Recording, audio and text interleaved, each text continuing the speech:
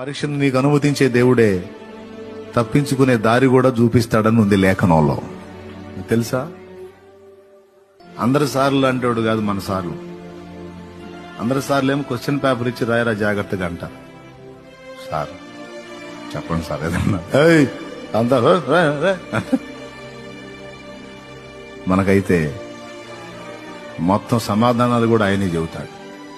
అయితే అడిగితే అన్నాడు. అడిగితే దేవుడు కీడు విషయమై శోధింపబడనేరడు.